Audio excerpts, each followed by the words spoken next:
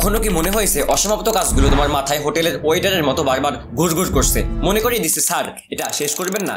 এই যে মাথার ভিতর কাজের লিস্টের দৌড়ে দৌড়ি, এই ব্যাপারটার নাম হচ্ছে জেইগার্নিক ইফেক্ট। 1927 সালে এক মনোবিজ্ঞানী বলুমা জেইগার্নিক এক রেস্টুরেন্টে খেতে গিয়েছিলেন। হোটেলের ওয়েটার যেভাবে অর্ডার মনে রাখে অথচ বিল পরিশোধের পর সব ভুলে যায়, এটা তার নজর কাড়ে। তখনই তিনি ভাবলেন অসমাপ্ত কাজগুলো কেন আমাদের মাথায় এইভাবে লেগে থাকে। এরপর গবেষণা করে তিনি এই ইফেক্টের নাম দিলেন জেইগার্নিক ইফেক্ট। মনে করো তুমি একটা সিরিজ দেখতে বসেছো, প্রথম এপিসোডের শেষে হঠাৎ একজনের মৃত্যু। তোমার মনে হাজারো প্রশ্ন, এটা করলো কে, কেন করলো, কিভাবে করলো? অথচ রাত বাজে 3টা, ঘুমানোর বদলে তুমি পরের এপিসোড দেখা শুরু করছো। আসলে আমাদের মস্তিষ্ক এমন ভাবে তৈরি যে এটা অসমাপ্ত কাজকে স্ট্রেস সিগন্যাল হিসেবে ধরে, কাজ শেষ না হওয়া পর্যন্ত মাথায় চাপ দিয়ে সেটা মনে করিয়ে দেয়। এটা ঠিক একটা নোটিফিকেশনের মতো, যেটা চাইলেই তুমি বন্ধ করতে পারো না। তবে চিন্তা করো, মস্তিষ্কের এই বিরক্তিকর অভ্যাসকে যদি প্রোডাক্টিভ বানানো যায়। টিপস 1, ছোট ছোট কাজ দিয়ে শুরু করো। ধরো একটা বিরাট প্রজেক্ট আছে, পুরো কাজ দেখলে মাথা ঘুরবে, তার সাথে ছোট ছোট অংশে ভাগ করে করো। টিপস 2, নোট বানাও। যে কাজগুলোর আইডিয়া মাঝ পথে আসে তা যদি নোট করে রাখো, মস্তিষ্কের চাপ কমে যাবে। টিপস 3, ফোকাস রাখো। একসঙ্গে 10টা কাজ করার বদলে একবারে একটা কাজই করো। বাই দ্য ওয়ে, তোমার জীবনের জেইগার্নিক ইফেক্ট কোনটা? বই পড়া, পড়াশোনা, মুভি দেখা, নাকি কোনো স্পেশাল পার্সনের